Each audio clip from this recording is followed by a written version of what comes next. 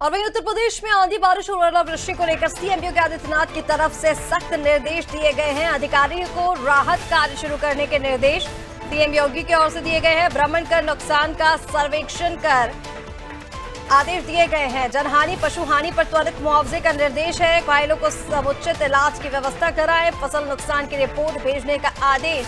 तो मुख्यमंत्री योगी आदित्यनाथ ने मौसम विभाग के अपडेट को देखते हुए अधिकारियों को सख्त निर्देश दिए हैं। आंधी बारिश ओलावृष्टि का अपडेट जारी किया गया है विभाग की ओर से और इसी को लेकर सीएम योगी आदित्यनाथ ने अधिकारियों को राहत कार्य शुरू करने के निर्देश दे दिए हैं। उनकी तरफ से साफ तौर पर यह कहा गया है कि कोई भी जनहानि या पशु हानि होती है तो तुरंत मुआवजा दिया जाए।